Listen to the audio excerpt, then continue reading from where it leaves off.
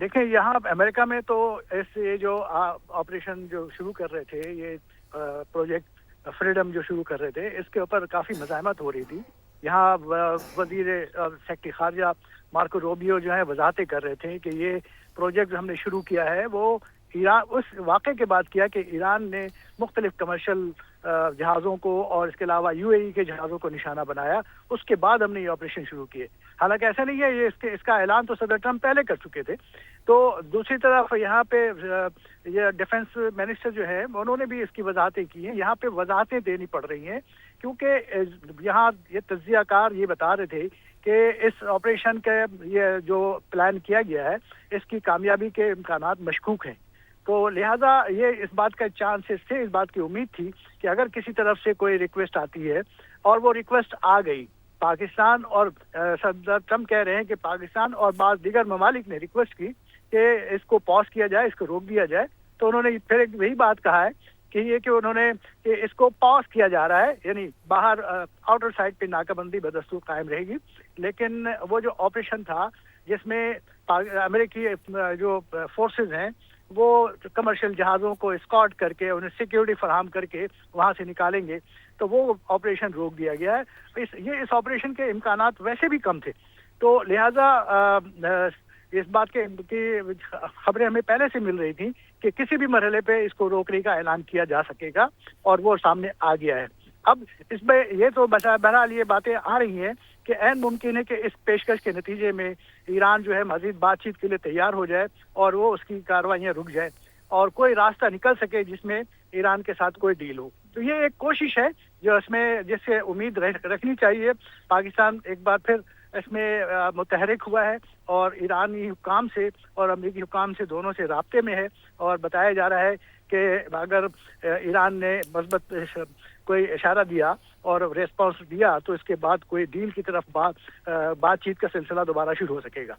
اچھا اسفر صاحب، یہ بڑا اہم نکتہ ہے کہ عین ممکن ہے کہ اس کے بعد ایران سے بھی بات ہو اور ایران بات چیت کے لیے تیار ہو جائے. آپ سمجھتے ہیں کہ ایران کا ممکنہ طور پر رد عمل کیا یہ ہو سکتا ہے کہ اس فیصلے کے بعد گو کہ ایران کا بھی مطالبہ یہی ہے کہ جناب آپ بلاکٹ کو ختم کر دیں اور ہم آبنائے ہرمز کو کھول دیتے ہیں. یہ دونوں طرف سے چیزیں دونوں فریقین کے سامنے سے یہ تجاویز سامنے آئی ہیں. کیا آپ سمجھتے ہیں کہ اب جب کہ آپریشن فریڈم کو یا پروجیکٹ فریڈم کو روکنے کا اعلان کیا گیا ہے امریکی صدر کی جانب سے، تو مثبت جواب ایران سے بھی ہم توقع رکھ سکتے ہیں؟ اور کیا یہ جواب اس صورت میں ہو سکتا ہے کہ آبنائے ہرمز ان کی جانب سے کھول دی جائے اور پھر دوسرے مرحلے میں بلاکٹ کو امریکہ ختم کر دے؟ کیا یہ سینیریو ڈیولپ ہو سکتا ہے؟ دیکھیں میرے خیال میں بات چیت کو آگے بڑھانے کے لیے، معاملات کو مثبت سمت میں لے جانے کے لیے سوائے اس کے اور کوئی راستہ نہیں ہے کہ امریکہ وہاں سے اپنی بلاکیج جو ہے اسے ختم کرے. ایران پہلے ہی اس بات کی پیشکش کر چکا ہے اور عملی طور پہ 4 دن انہوں نے تمام ناکہ بندی جو تھی اور وہ جو بلاکیج تھی انہوں نے ختم کر دیے تھے اور وہاں سے کچھ جہازیں وہاں سے گزرنا بھی شروع ہو گئی تھی. لیکن ایران نے پھر یہ کہا کہ اگر اس کا کوئی فائدہ نہیں ہے کہ آؤٹر سائڈ پہ امریکی فورسز جو ہے وہ ناکہ بندی جاری رکھیں، اور انہوں نے شرط یہ رکھی ہے کہ اگر آپ یہ ناکہ بندی ختم کرتے ہیں تو آگے بات چیت ہوگی ورنہ نہیں ہوگی. یہ ایک کھلی بات چیت ہے. سب ایران کی طرف سے پیشکش واضح موجود ہے. اب جو بھی اسٹیپ لینا ہے وہ امریکہ نے لینا ہے. اب صدر ٹرمپ کسی وقت بھی اناؤنس کر سکتے ہیں کہ ہماری بہت اچھی بات چیت ہو گئی ہے اور ایران سے، اور اب ہم آگے بڑھتے ہیں اور اس بات کی ضرورت نہیں ہے کہ اس کے آبنائے ہرمز کو بلاک کیا جائے، اس کی ناکہ بندی کی جائے. اب ایران سے جو ہے وہ ان کی شرائط مان گیا ہے اور وہ جو خود اس کی جو بلاکیج تھے وہ بند کر دے، وہ ختم کر دے گا اور جہاز رانی آج دوبارہ پہلے کی طرح شروع ہو جائے گی. تو دیکھیں یہاں پہ ایک بہت اہم پتہ ہے ایران کے پاس، اور اس سے یہ ساری ایک ڈیل کی پوزیشن بنی ہے. یہ اسی مقصد کے لیے امریکہ نے آؤٹر سائڈ پہ وہ جو ناکہ بندی کی تھی تاکہ ایران سے یہ اس معاملات کو آگے بڑھایا جا سکے اور کچھ شرائط کو تسلیم کرایا جا سکے، جس میں دیگر شرائط بھی توقع یہ تھی کہ امریکہ دیگر شرائط بھی اس میں مان سکے گا. لیکن یہاں پہ ایسا لگتا ہے کہ اگر آبنائے ہرمز کو ہی اگر کھلوا لے تو یہی بہت بڑی کامیابی ہوگی اور جو اس سے پہلے جنگ سے پہلے جو اپنا ہرمز ویسے ہی عام طور پہ کھلی ہوئی تھی سب پوری دنیا کے لیے، کوئی رکاوٹ کسی جگہ سے نہیں تھی. جنگ کے نتیجے میں یہ بند ہوئی، اور یہ جنگ کی پہلے والی پوزیشن پہ لانے کے لیے امریکہ یہ ساری چیز اپنی پریشر ڈال رہا ہے. اور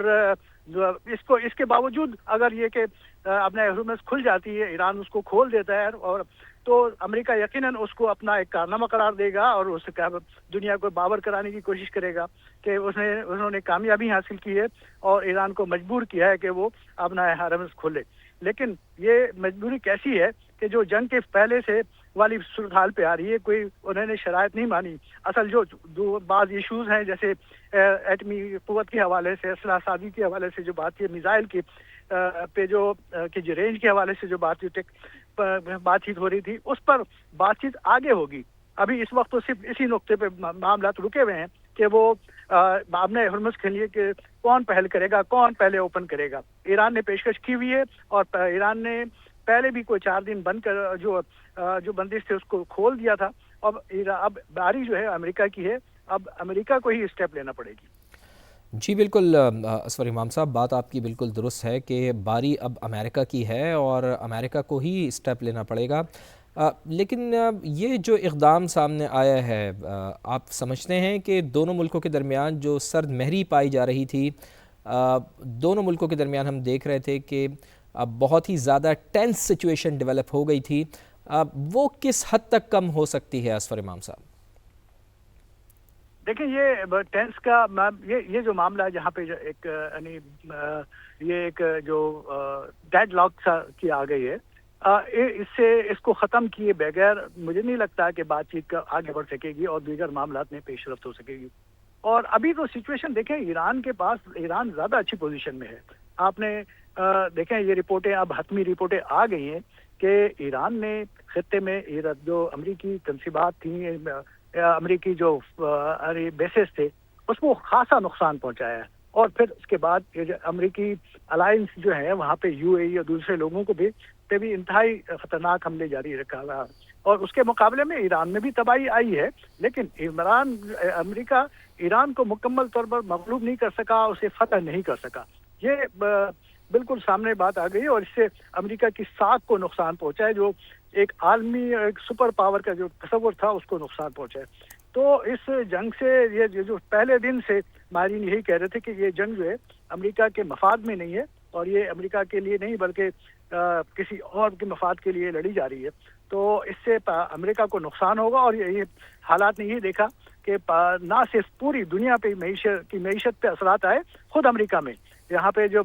پیٹرول کے مصنوعات ہیں آلموسٹ ڈبل قیمتیں بڑھ گئی ہیں. آپ کے علم میں ہوگا کہ امریکی ایک ایئر لائن ہے، اسپرنٹ ایئر لائن،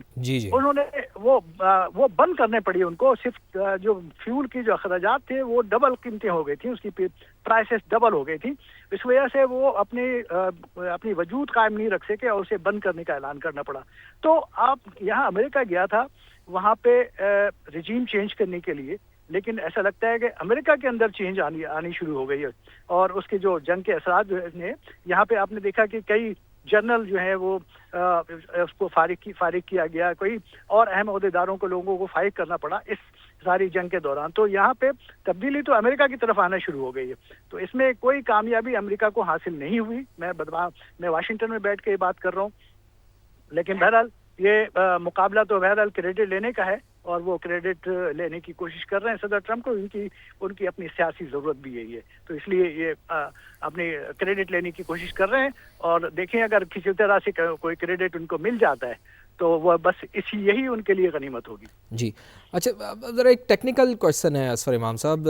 میں ذرا چاہوں گا کہ اس کے اوپر آپ ذرا روشنی ڈالیں کہ دیکھیں جن ممالک کے بارے میں کہا تھا ڈونلڈ ٹرمپ نے کہ وہ اس میں براہ راست اس جنگ میں ملوث نہیں ہیں، ان کے جو جہاز یہاں پر پھنسے ہوئے ہیں ان کو یہاں سے نکالنے کے لیے اب ہم آپریشن فریڈم کا آغاز کریں گے، جس پر ایران نے بڑا سخت رد عمل دیا تھا. تو جن کے یہاں پر جہاز پھنسے ہوئے تھے یا وہ جو ممالک تھے، کیا آپ سمجھتے ہیں کہ وہ اب اس فیصلے پر امریکہ کے ساتھ ہوں گے، وہ مطمئن ہوں گے؟ چونکہ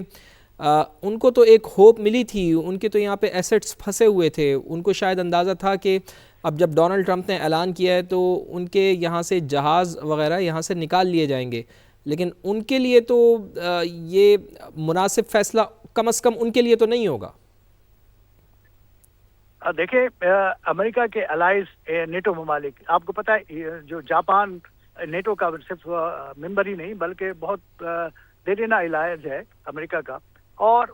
یہ سارے ممالک براہ راست کسی طرح بھی امریکہ کے اس جنگ میں شریک نہیں ہوئے، جس کا گلہ صدر ٹرمپ اکثر کرتے ہیں کہ جب ہمیں ضرورت پڑی تو کوئی بھی ساتھ دینے کے لیے نہیں آیا، اور حالانکہ امریکہ نیٹو کے اوپر بلینز آف ڈالر خرچ کرتا رہا ہے۔ تو لیکن یہ ایک کوشش تھی کہ یہ بھی دیکھا گیا ہے کہ جو امریکہ کے اتحادی ممالک تھے وہ امریکہ کا ساتھ دینے کے بجائے وہ براہ راست ایران سے معاملات کرنے کی کوشش کر رہے تھے۔ ان کو یہ بات پتہ تھی کہ امریکہ اب اس پوزیشن میں نہیں ہے کہ ان کے